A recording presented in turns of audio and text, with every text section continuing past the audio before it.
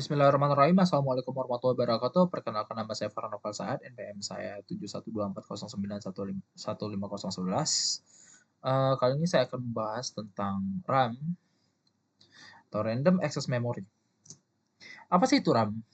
RAM merupakan memori utama pada sistem komputer yang berfungsi untuk menyimpan data dan instruksi secara sementara saat komputer sedang beroperasi.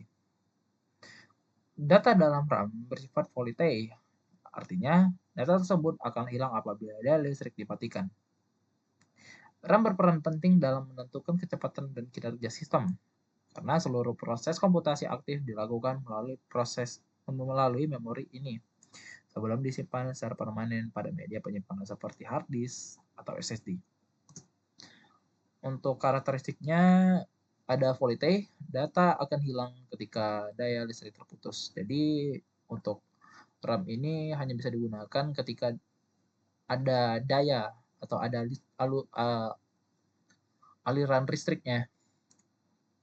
Lalu akses random atau akses acak atau random access, CPU dapat mengakses data dari lokasi manapun dengan waktu yang relatif sama. Jadi untuk untuk ini data dapat diakses secara real time dan bisa diakses di mana saja dan kapan saja. Lalu kecepatan tinggi, RAM memiliki kecepatan baca dan tulis jauh lebih cepat dibandingkan dengan media penyimpanan sekunder. Jadi RAM ini bisa, keunggulannya ada di sini, dia dapat membaca dengan cepat dan tulis lebih, kecepatan baca dan tulis jauh lebih akurat dibandingkan dengan media penyimpanan sekunder. Lalu untuk kapasitasnya itu terbatas ya. Ukuran RAM relatif lebih kecil dibandingkan dengan penyimpanan permanen, tapi sangat berpengaruh terhadap performa sistem. Untuk ini memang kekurangannya di sini. Dia memang lebih kecil, tapi pengaruhnya itu dia memang untuk kekurangannya itu memang dia kecil, tetapi dia bisa lebih cepat dibandingkan, tapi ada keunggulannya juga, yaitu dia bisa lebih cepat dibandingkan dengan media penyimpanan yang permanen. Dia hanya membaca saja, dia tidak membaca sekaligus menyimpan. Itu makanya dia bisa lebih cepat, dan untuk yang terakhir digunakan sementara. RAM hanya berfungsi selama komputer dalam keadaan aktif. Ya, dalam keadaan aktif tadi ya dia menggunakan sistem volatile tadi.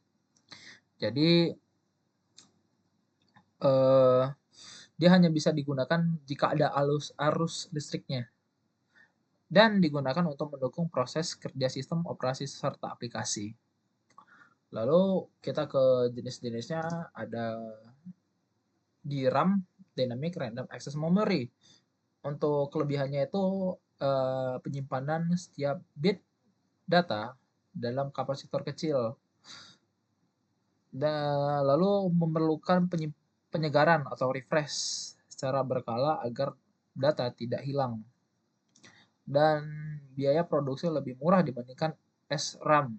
Untuk kekurangannya itu kelemahannya adalah kecepatan akses yang relatif lebih rendah. Kalau untuk contoh penggunaannya itu adalah DDR atau double data rate, SDRAM. Untuk SRAM, static random access memory, untuk kelebihannya itu menyimpan data menggunakan rangkaian flip-flop, jadi tidak memerlukan proses refresh. Itu adalah satu keunggulan dibandingkan dengan di dynamic access memory tadi ya, dan memiliki kecepatan akses lebih tinggi dibandingkan di RAM. Untuk kekurangannya itu konsumsi daya lebih besar dan biaya produksi lebih mahal. Untuk contoh umum penggunaannya itu untuk change memory pada prosesor. Lalu ada SDRAM synchronous dynamic RAM.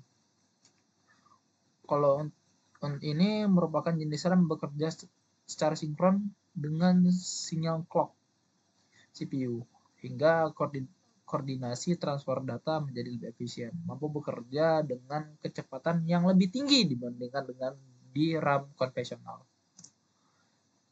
Lalu kita masuk yang terakhir di SDRAM, Double Data Rate Synchronous Data di RAM.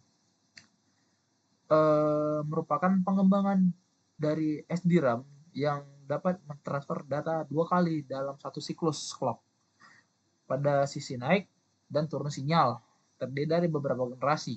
Untuk generasi pertama, DDR1 generasi awal dengan kecepatan hingga kurang lebih 400 MHz. Untuk generasi kedua atau DDR2 lebih cepat dengan lebih efisien dibandingkan dengan DDR1 hingga kurang lebih 800 MHz.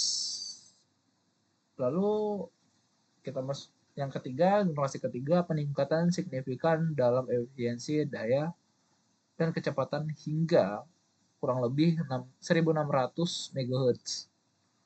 Untuk keempat, DDR4 lebih hemat energi dan kecepatan lebih tinggi. Kecepatannya itu hingga kurang lebih 3200 MHz.